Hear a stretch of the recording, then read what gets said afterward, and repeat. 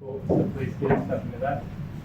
The missing middle, for me personally, is close to my heart, I guess. Kev just touched on the thesis that I wrote many years ago on battle axe development, and I think if you're a planner in Perth worth your weight, you've probably at some point considered the topic.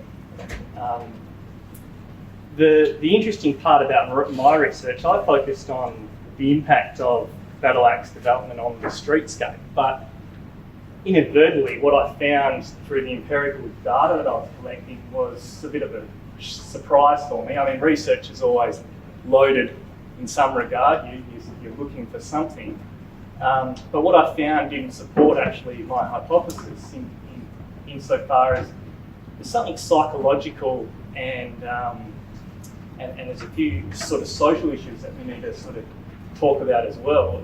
I interviewed 170 people that lived in these households throughout the suburbs of Carlisle and Lachlan.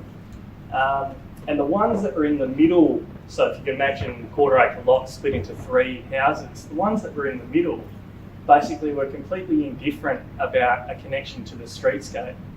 And in fact, they went so far as to say, I chose this house because I wanted some privacy. And I liked the fact that I could just come home, do my thing, watch TV, or interact with my children inside the house.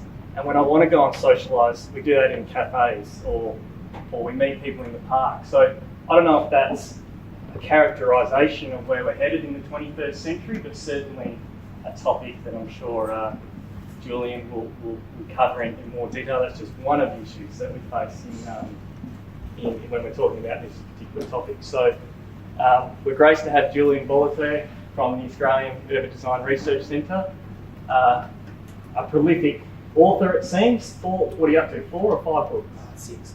6 books. Stand corrected. And is constantly producing great research. I remember in 2017 I read a fantastic piece on reimagining streetscapes for the 21st century, which I took a lot of inspiration from. We use pieces like that to inform our project work. So that's incredibly useful to us. So without further delay, ladies and gentlemen, please make you feel welcome, Julian Bolleter. Okay, today I'm going to present a report submitted to state government late last year, which was commissioned by our Urban Design Research Committee at AUDRC, the Australian Urban Design Research Centre. Obviously, delivering medium density development in Perth has been a long-running challenge. We have done it in some places, but typically I think we'd say it's been somewhat of a struggle. So this project was very much about tackling the challenge of medium density. I won't dwell on the methods too much. We did a literature review. Obviously, around Australia, we're trying to build 343 activity centres in Australian cities. TOD, medium density, they're the kind of the predominant sort of policy directions that most state governments have around Australia. So we did a literature review to understand that. We also just stood back and mapped, well, what is the kind of medium density development we're yielding in Perth? What does it look like? Is it meeting the objectives that we're asking of densification?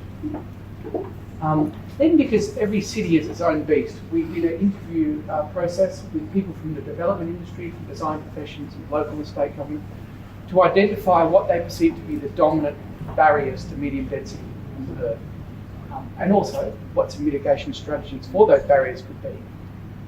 We then tested them on a typical site, sort of greyfield suburban site, to see what spatial expression those strategies might take, and concluded our findings. So in terms of this literature review, when you begin to consider the barriers which medium density development faces, it's no wonder that it's proven a challenge in many Australian cities.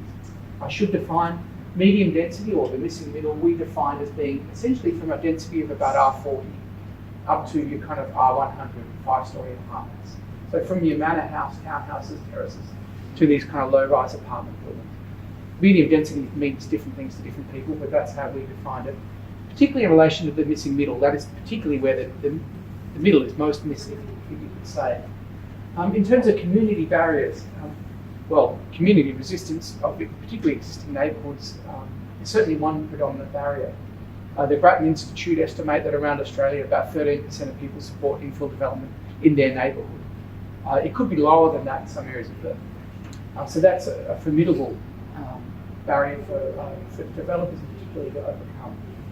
And feeding into this kind of hostility that the community sometimes has to infill is sometimes poor engagement strategies, perceived a kind of degrading of the open space amenity, and also a sense by some communities that what we're delivering is quite poor quality. So these things are all feeding into this community resistance. I guess building on that, there's quite a number of economic barriers. Sometimes we have economic feasibility issues around amalgamating lots and getting the required site area to really be able to build what you want, difficulties obtaining finance. And these kind of economic barriers are this sort of flat point in the market that we're at now are compounded. So the economic barriers are considerable. There can also be regulatory barriers. Now, all of these barriers don't always apply, but these were just the generic ones coming up in the literature review. There was perceived to be a lack of particularly state government leadership around infill development and prosecuting the need for that to communities. There was a perception that local government, particularly councillors, are often quite resistant to density. And these form the kind of basis for regulatory kind of barriers to delivering this missing middle. And certainly when you look at the data in Perth, it suggests that yes, the missing middle is a true phenomenon. When we look at new dwellings by type between 2014 and 2017, we find apartments 4 stories and above are fairly consistent, but with some low-rise 1 to 2-story apartments and 3-story apartments have really dropped off in that period. And in terms of WA building improvements between 2012 and 2017, again we can see above 4 stories as you start to move into mid-rise and high-rise, not such an issue, but at around your 3 and even 2-story apartment level, there's a real lacuna there. So the missing middle is a real phenomenon in Perth.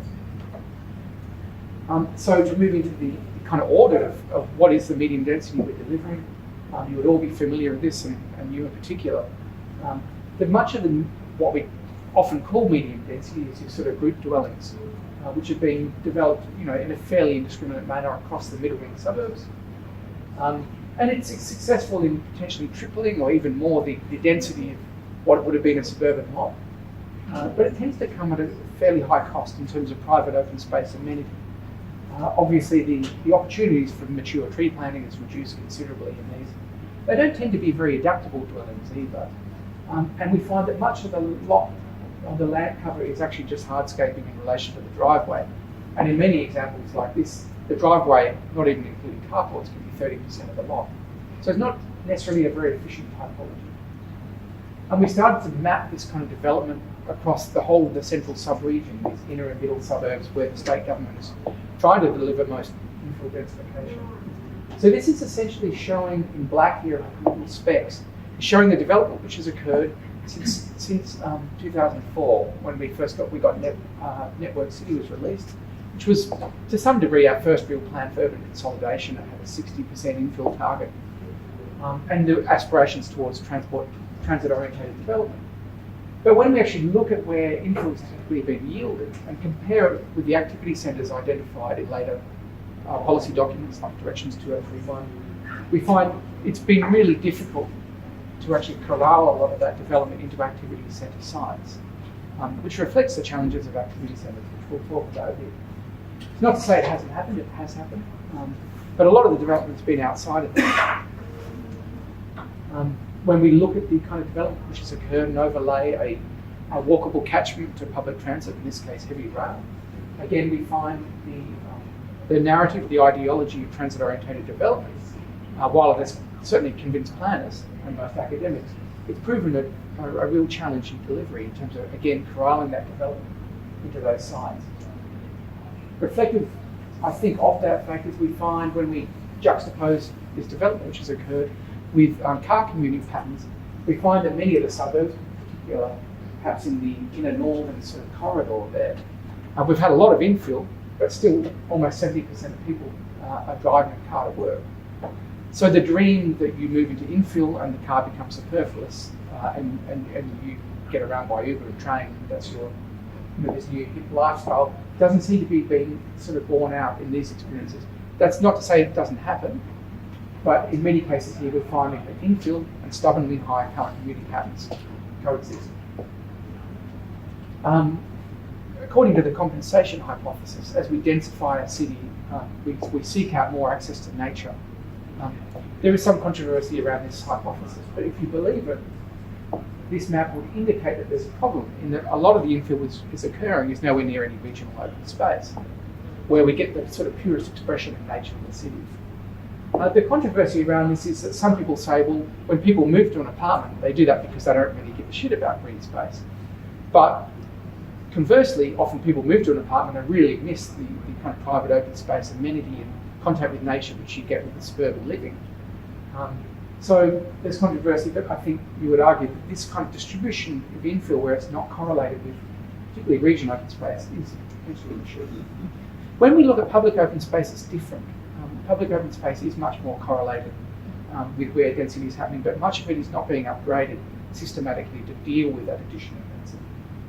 In terms of access to nature in suburbs, this map here juxtaposes a really excellent data set from the Department of Planning, Land and Heritage, which is about urban forest cover. And we find that many of the suburbs which have not been well organised, well connected and well funded enough to resist infill development have seen a substantial drop in their urban canopy cover. Bayswater, for instance, in just 3 years lost about 13% of its canopy cover through principally background infill, which is the subdivision of backyards. And we find the suburbs which have been typically more resistant to density and their residents are more well connected and well funded. Perhaps like Dalkeith, we find that the amount of urban forest cover has remained really high. I mean, you guys probably don't need this explained to you, but this is this kind of, the beautiful R15 perhaps or certainly of my youth, where people were able to recreate in private, in nature, and had the freedom and the kind of independence, and the mental and physical health benefits which came with living in proximity to nature. Typically about R15, detached dwellings, and which really allowed you to have pets, allowed you to grow food, an orchard in this case, to play backyard cricket, to have large social events in private, backyard, and also to be able to make a mess. I think it was a culture around suburbia then which hadn't been infected with the sort of grand designs, need for everything to be beautifully manicured and aesthetic and ready for the magazine shoot. So backyards were much more about compost and growing food and making a mess and having pets. And there was a wonderful freedom which went to that kind of form. With the kind of background infill policies which most local governments have in place, what we find is that dream is eroded as background infill happens. With no regulatory protection of trees, obviously we lose the urban forest to some degree. There is a perception that urban forests are just kind of the trimming. Well, it's nice if you have one, it doesn't really matter if you don't. It does matter in the sense of ecosystem service provision. Having that proximity to an urban forest means you're physically more likely to be healthy, in that you'll probably recreate more, but also in terms of just the fact that looking at nature makes us healthier. We're not designed to live in cities. It's been a fairly recent shift in our evolution. So being able to be in nature and look at nature helps you to relax and helps you to recover physically. It has mental health benefits. A view of nature has been proven to actually lower domestic violence to some degree. And also deal with some conditions to a certain degree, like ADHD. It's also about the mitigation of extreme heat events, which are becoming more common. It's about sequestering carbon. It's about helping to cleanse and infiltrate stormwater into the atmosphere. So through losing the urban forest, we make some real trade-offs, which I think threaten the livability of these suburbs. As a result of this, there's a lot of kind of attribution of communities being NIMBY, not in my backyard. But we would identify that in some cases they've actually gone bananas, which is more build absolutely nothing anywhere near anything. We felt like planning needed a new acronym, and there it is. And I'm sorry to my students, I've seen these slides a lot. They're standing on my roof, and you get a sense there's kids growing up in there who are, will spend their childhood staring at a colourblind fence, which is 1.5 metres from their bedroom window. And you do wonder what the cumulative effect of that is for a child and their ability to connect with nature over the longer term. So enough of my own personal speculation. So through the interviews with private developers and builders, development institutes, parliamentarians, architects, state government planners, local government planners, councillors, community reps, planners in the private sector, real estate experts, civil engineers, and urban designers, these were perceived to be the most predominant barriers. Almost 70% of people said community resistance was a big issue that they'd experienced in their time endeavouring to deliver medium density. A lack of local government expertise, which I don't mean to give local governments a hard time. I think in many cases they haven't been funded or trained to deal with the complexities of medium density development. Inadequacies of the R codes. I think the R codes is a document which has typically been configured to the sort of lower end of the density spectrum, and to date hasn't been much use at the kind of higher end of the medium density spectrum. A lack of local government design guides, land assembly challenges, delayed and rejected local government applications, high construction costs, difficulties of securing finance and low land values. So we get a sense of some of the predominant barriers, and I think really would be taken seriously.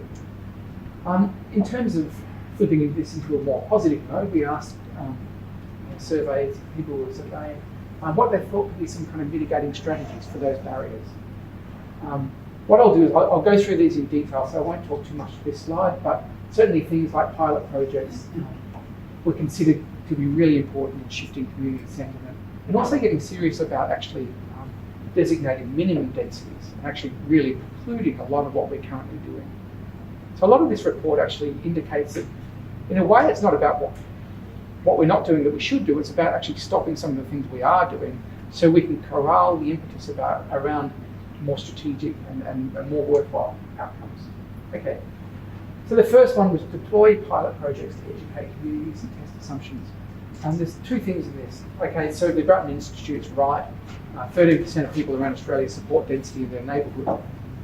The feeling is that, coming through our respondents, was that people's image of density is either crappy sort of backyard subdivision or some kind of salmon brick nightmare from the 1970s, and there's not really much else that can form a sort of legible mental image for them to go, I would support that.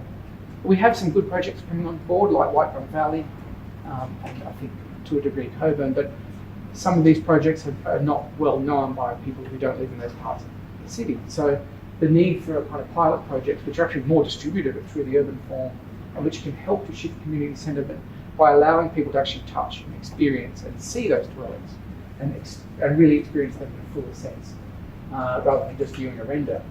There was also a sense that planners and academics, I think, have convinced themselves of the benefits of density, but many people are not yet convinced about that, and that we need projects that we can do longitudinal research projects around to test whether the assumptions are actually being borne out of them.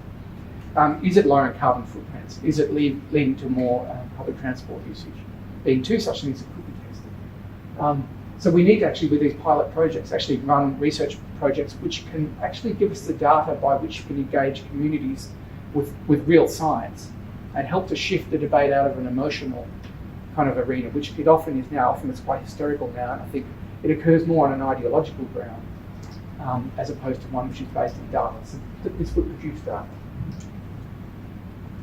And as one of our Development Institute representatives said, I think one of the failings is we don't tend to do a review post-development. So we can go back and say, okay, what was the community concerned about? Did those fears eventuate or not? And what mitigation strategies were adopted in the design? Did they work or not? I think that would be valuable. The second one was a perception amongst most people that people are reasonably altruistic, I think, in their lives. But when a planner or an academic or anyone comes and says, you should do infill because we're worried about suburban sprawl, many people are convinced about that on a kind of theoretical, they can make sense of that. But I think on an emotional level, people are not necessarily altruistic enough to then say, well, therefore I will support medium density in my street. And I think my experience is that we probably need to be a bit more realistic about human motivations and realise that people want something back for this. Now, we try and prosecute the benefits of density to people, but I think they're not always convinced. One way we can do this, which has happened in Vancouver, where there's social bonus zoning, is to really try and upgrade the public domain. In Vancouver, there's this social bonus zoning allows money from density to be then funneled towards improved childcare facilities, better parks, better plazas, better streets. So people can feel like they're getting something back for accepting density. If you believe the Grattan Institute, they say in many areas of Vancouver, there's actually different local government areas lobbying for development because they know the benefits that come with it. We've done a lot of work around this, and I don't mean to bore students. We're working on a book about God, which is actually looking at how you can take fairly denuded sort of greyfield parks in middle ring suburbs and upgrade them to accommodate people living at a higher density around them. So there's a real trade-off, and we develop real synergies between upgraded parkland somewhere near a train station and a densified urban form around that. There was a lot of frustration in the interviews generally. I would say people were pissed off, and I think the interviews were good in that I think it was actually quite cathartic for a lot of people. I don't think I've ever written a report with so much swearing in it. We tried to leave it in because it's, I think it's important. There was a feeling that we need to be so much better at just holding the line. And so there was a feeling that we need to, in many areas across the middle ring suburbs, just mandate minimum lot sizes for medium density. And if you don't do that, we'll then heavily incentivise lot amalgamation. As one of our real estate experts said, developers just can't get big enough slabs of dirt, so rezoning it all R60 or R100 is meaningless unless you have the framework that pulls these lots together to give the developers a decent piece of Perth to work with. The conclusion being, particularly from the developers, if you're trying to do medium density on a non-amalgamated lot, you're just going to piss off the neighbours. There's no room to work. You can't do the consolidated kind of outcomes that you want, and it's not efficient. And in many cases, it's not really worth doing, and therefore just falls down into being that kind of fruit. So there was a sense we just really need to hold the line in this, and by holding the line, then build the impetus around doing more coordinated outcomes. At the same time as that, there was a feeling that we need to mandate minimum densities for infill. This is certainly something which happens in Paris in particular, which is in locations which are adjacent to transit. The idea is we don't want to squander the opportunities there. The problem with being in a flat point in the market we are now is that development often occurs at a sub-density when considered over the longer term. So I think this idea of having mandating minimum densities for infill or having a suboptimal density tax, like also happens in Paris, means that we actually don't squander the opportunities that in the fullness of time we will be able to develop at a really worthwhile density. So this feeling also came through. I realise these are massive shifts in policy and it would not be easy to get through given the kind of expectations people have about flogging off the backyard and making $500,000 out of it. But realistic or not, this was a strong theme in the interviews. And really, yes, talking to that longer term economic cycle, that the economic conditions in Perth will pick up. And when they do, we want to not have squandered our opportunity. Community resistance was identified as being partly because infill development is viewed by some people as an assault on nature and the suburban green leafiness of existing suburbs. There was a feeling that I think some of the really emotional reaction which comes out of infill is part of this what's perceived to be an ideological and physical and spatial assault on nature. We have the town team from Victoria Park, they've proposed something which is really interesting, which has come through, which is the idea of actually having a mandated square meterage of urban forest canopy cover per resident, as both something which is benchmarked now, but as the population densified, that actually in terms of the whole local government area, that you indeed aspire and do actually maintain that ratio between resident and urban forest canopy cover as the area gets denser. It's not necessarily easy to do, and you can't always do it on a subdivided lot, but there's obviously a big role for streetscapes and parks there to kind of bolster that urban forest canopy cover. And I believe it's something that the town of Victoria Park have endorsed at some level. Correct me if I'm wrong, Andy. That's right. Sorry, leading the way there. And certainly, there's a lot of research to suggest that there's a big difference between density and perceived density. Okay, density is just what's delivered in terms of an R coding, perhaps net or gross density. But the perceived density has been proven across many studies to be much lower when you have mature trees around an apartment building. I think there's many examples around that around Perth, where buildings sort of disappear and the kind of slightly overbearing quality of a non-treed sort of lot is really softened by the effect of trees. In terms of protecting and densifying the urban forest and medium density infill, there was a perception that we need to be making better use of roof spaces. We have a Mediterranean climate, and then we can afford a more Mediterranean way of living where open spaces are really moved onto rooftops, where they can get light and air, and where we actually free up the ground space for pragmatic concerns, and also having mature tree covers. As one respondent said, we need to actually pull them up and make them more slender buildings with smaller footprints that can maintain existing trees, produce deep root zones, and actually have an outdoor space for families.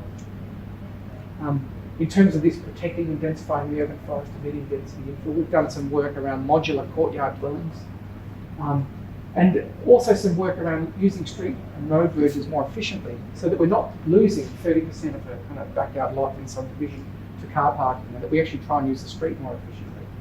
And then enable a much more modular, adaptable sort of courtyard typology to be distributed amongst those existing trees where it can be. There was a feeling that local governments just weren't trained or even really funded to deal with the complexities of medium density development, and that we need to get much better at actually ensuring that that happens. As one, I should say, architect said, there's a lot of lack of education on both the planning and consumer side. So people ring up the council and say, hey, what's going on with this development? And the planner being, I don't know, it's either compliant or it's not compliant.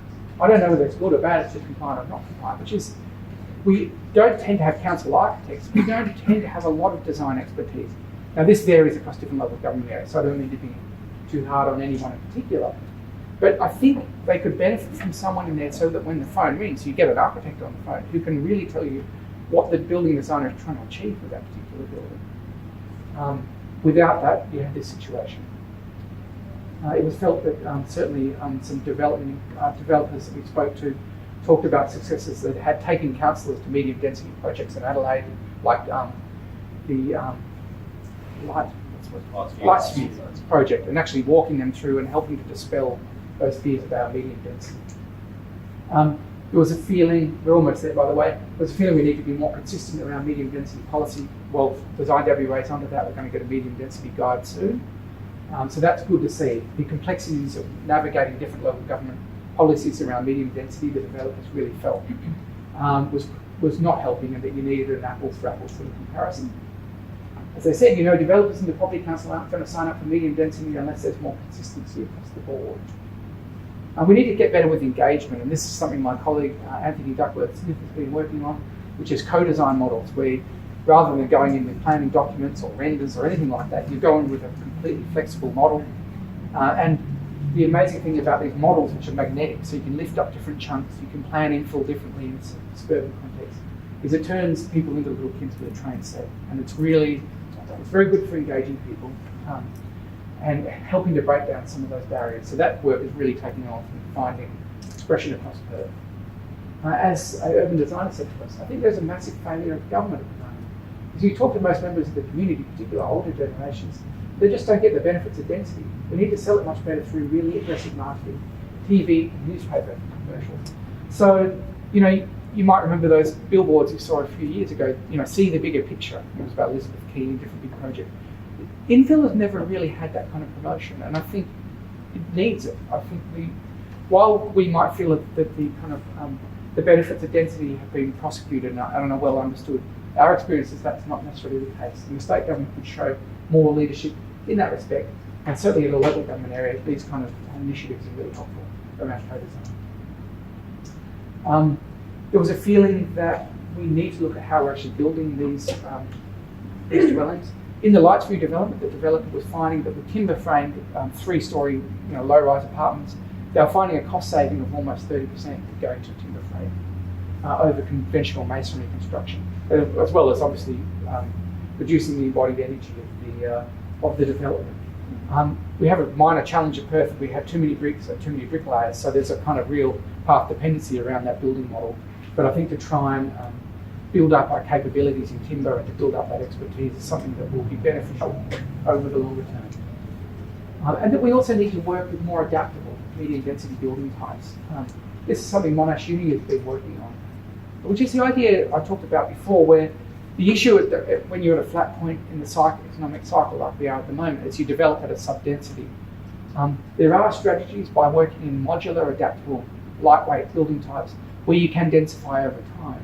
And dwellings can change a little bit in the way that back in the suburbs, in the 1970s, when you had a third kid, well, you just added another bedroom, and there was a kind of flexibility to it that our respondents felt we should be aspiring to. It could be densification occurs a little bit more incrementally as land values go up, as demographics change, as the urban forest canopy cover increases and perceived density is reduced. And this would be benefited also by looking at alternative parking arrangements for more efficient medium density. This is a bit similar to the Dutch Woonnerf model, which is essentially where streets become more like laneways, where pedestrians have legal right of way over cars. They're much more shared spaces and allow for the efficient movement of vehicles, but not at the expense of pedestrian community. As one civil engineer said, for those of us who lived in Europe, our attitude of parking here is ridiculous. Force people onto the bloody street, they're all about 50 metres wide anyway. And we've done some previous work around alternative streetscaping models, which was referred to previously, which could enable different ways of living, courtyard dwellings, and the like. 2 to go. Finally, it was felt that really, if we don't get serious about holding the edge of the city, over the longer term, density is really hard to achieve. We need to corral this impetus behind medium density. It's not just about making medium density easier, it's actually also about restricting what else we do. Now, I'm hearing development conditions in the fringe are pretty tough at the moment. So in an informal way, that might be having this effect. But given we have have had the lowest infill target of any Australian capital city for a long time, I think there's an issue there in terms of how we could hold that line more effectively. Such as having important developed, wonderful medium density outcomes. We also want a denser city, and we've been doing that since Network City, but we just don't hold the line at all, as our civil engineer said.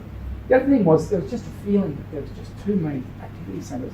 I believe we have 93 of them. Now the Metronet's going to add a whole other host of, potential TODs on top of that.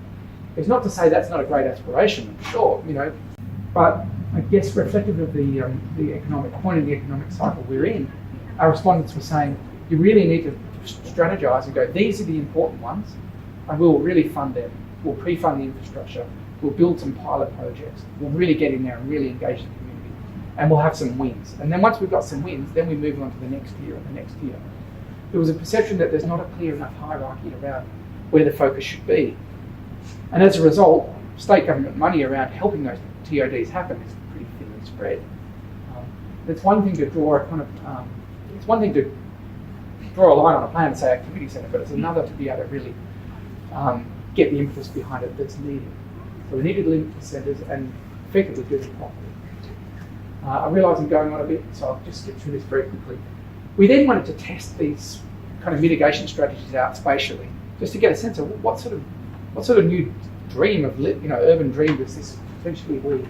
We thought, what are the really hard sites in Perth, and that's where we should focus.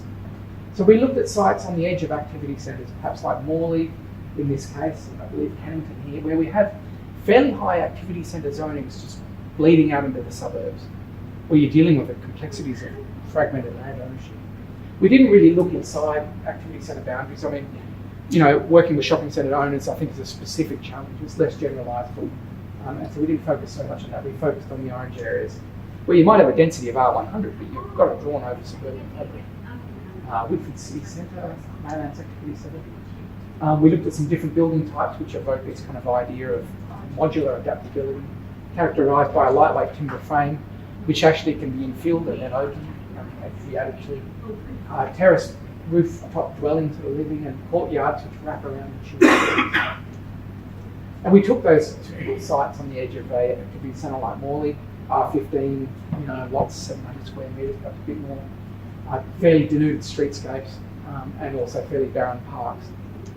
And really started to look at what we could do. In the first instance, this is sort of phasing, I guess. In the first instance, a lot might not really happen. So you put in a minimum density, which is mandated across the area, and also minimum lot size for development. It might mean in the short term that not much happens. Now that's not easy to sell as an idea, but it requires patience, this kind of approach.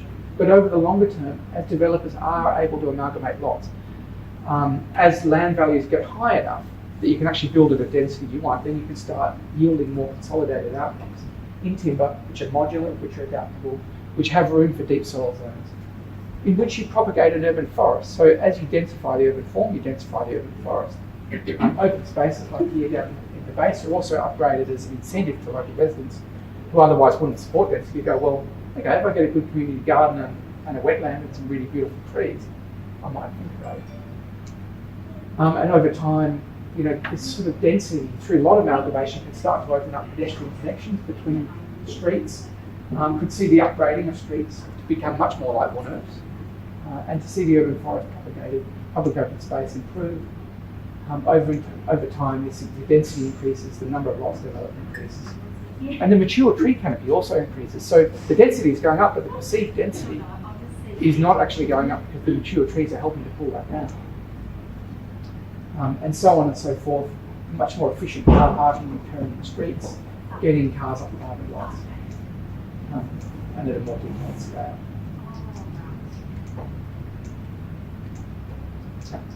So this is not a medium density guide. This resonates with Design WA, but this was really just us trying to express some of the sentiment which came from the reviews. So, by way of conclusion, around the world between 2000 and 2015, the actual area of urbanised land around the world has increased much, much more than the actual urban population. So we're sprawling faster than ever. So while in many cases there's a perception that the kind of war against suburbia and the kind of shift towards high density has been won, across the world that's not the case. And I think what we really do need is kind of approaches to medium density which try and synergise and incorporate and hybridise some of the benefits of suburbia. So we actually work with those prevailing suburban sentiments and try and deliver them at a higher density. That was one of the major themes that comes out of the residents. Out of the interviews, we need to understand really what that suburban lifestyle is that residents are aspiring to and provide it at a higher density. And I think we also need to, the other clear message was we need to be better at holding the line in relation to greenfield development, in relation to minimum densities and minimum lot sizes. And that without doing that, particularly in these economic conditions, medium density will prove a challenge. This research was done in conjunction with Chris Nelson, our ex-director, Zoe Myers and Grace Oliver. And I have to do a little plug. We have a Masters of Urban Design program. We have some victims of it in this room. If you like yourself, would like to become one of them, we're just up the road, so it's very convenient. We offer courses at night and in the evenings, so you can study part-time without it impacting on your employment here. So come and talk to me about that if you'd like to. Thanks. We do have about 10 minutes for questions if there are any burning questions. I might ask one. Yes, good. Get the ball rolling. The last couple of slides you showed with the pretty fascinating slides around the different forms of designs that you've come up with. So that space is typically, mum and dad investors. So that's a barrier in itself, I guess, in terms of the current situation is investors are told the way they can get the biggest return on investment is maximising the building envelope. Yeah. The way to build a house here is still the cheapest is concrete, brick and tile. I've lived in a house in Bentley that didn't have the laundry trough because they didn't want to go to that expense, but still had the fourth bedroom on a single story. So it's driven by that investor mentality. You mentioned demonstration projects as one way to start changing that culture. Yeah. What else can we do you think? To talk to the first part of your question initially, as I suspect Phil Gresley would have said last week, we need to retool the factory. There's a kind of momentum around this existing development model and a kind of path dependency because that's what's known, it's safe, and people don't want to take risks. And fair enough, so it rolls on. We think over time we can build the capacity of the timber industry, for instance, to produce much more in the way of lightweight modular dwellings. Something City have done in LA is to actually also have pre-approved housing templates. So the idea that these sort of architect-designed modular houses, which are adaptable to different site conditions, could have pre-approval from local governments, which makes them more feasible, and which could be built by an emerging timber industry. So I realise this is a bit of a stretch, but I think we can find a model which challenges that existing business model, and I think we need to, because ultimately it's almost all about the economics. And if you can't make it stack up, I think you're quite right in what I understand from your question. It just won't happen. So there's some things to develop there, and for us, I think to start to work with the timber industry on these sort of issues would be the next step, and it's something we're starting to do with a architecture working group through UWA to actually look at how you'd build these things and what it would cost and how it would stand up against an existing development model. In terms of the second part, shifting community sentiment, yeah, I think it is about real projects people can come and see. Like I live in Bayswater, and I've done a little bit of community engagement there, and I have still a few people around the town centre who give me death stares when I go to the local supermarket.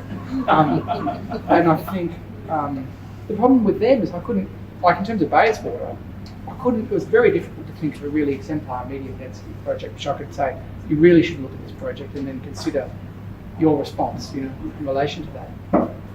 It's one or two emerging now, but it's still a stretch. And it's not much good saying Coburn to people.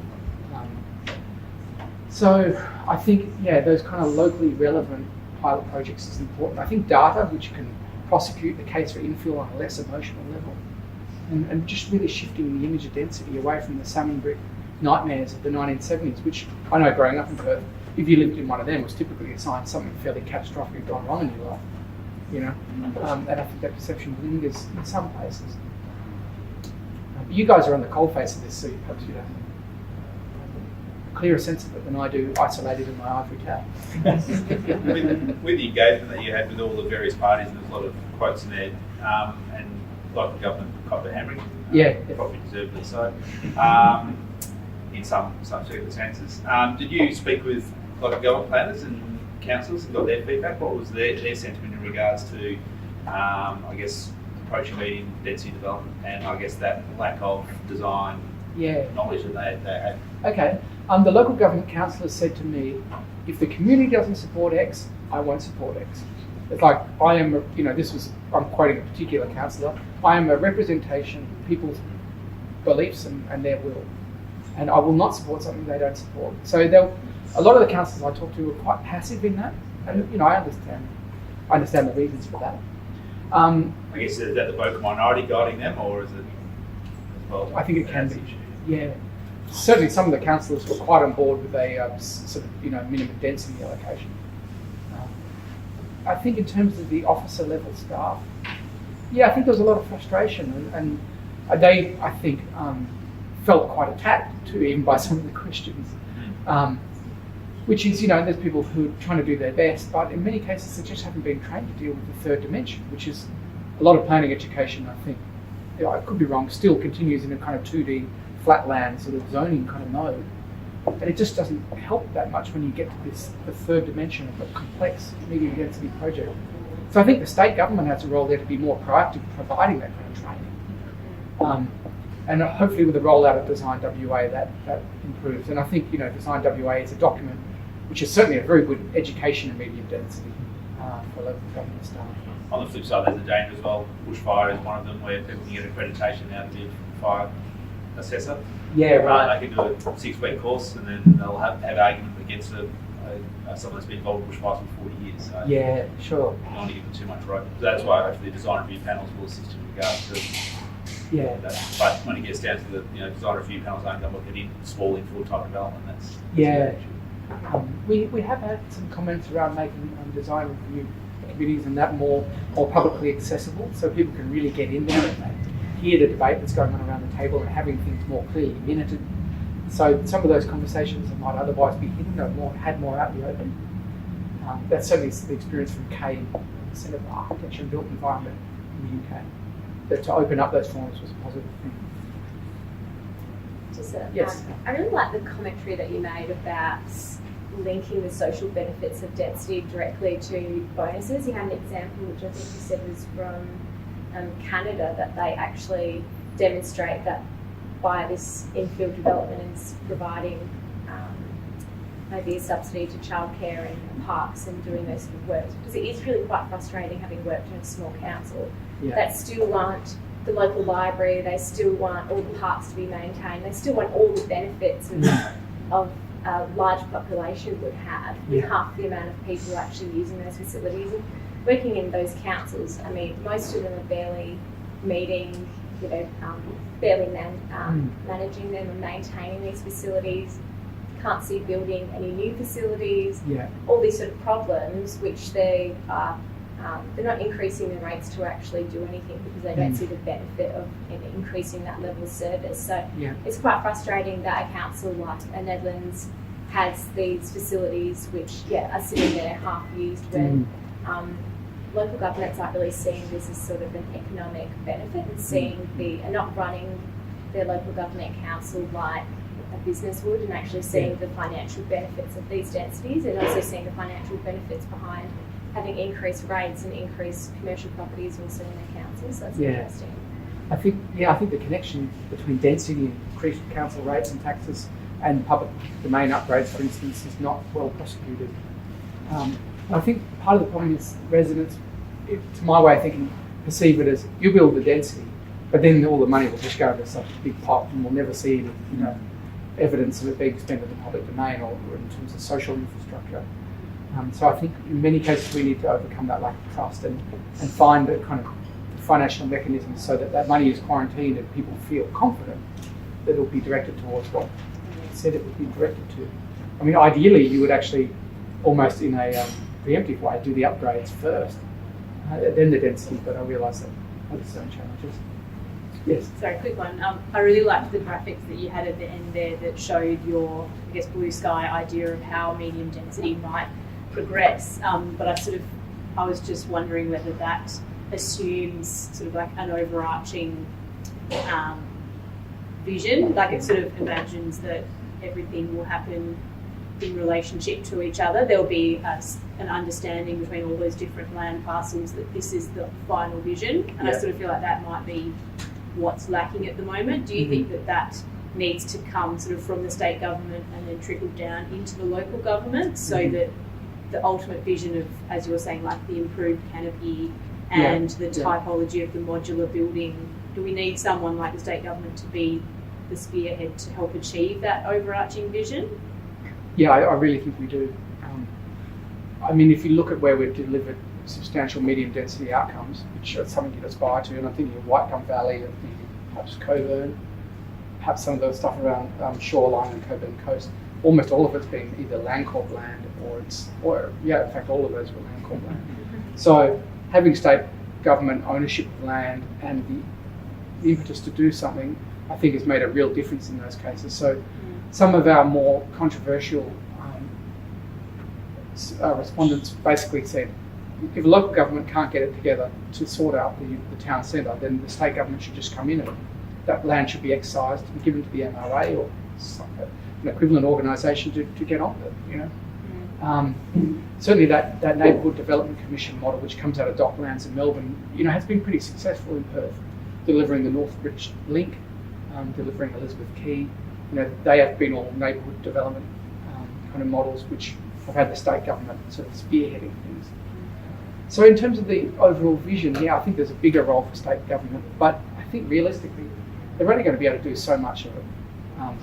But hopefully they can kind of kick the door down a bit by having a few more of those projects come through, which can help to lead the way then for local government. I like that. The governance is totally important, and without it, not much happens. That's a good question. That's it, Julian. Thank you for your Cheers. time. Please Pleasure. join me in thanking Julian. Thank you all for attending. We do host these talks quite regularly, lunchtime sessions, generally once a month. We try to do it more often, but if you are interested, and I hope this is being thought-provoking, make sure you're either talking to myself or any others on the team, and we'll add you to the list to make sure you're invited to the next one. Thank you all.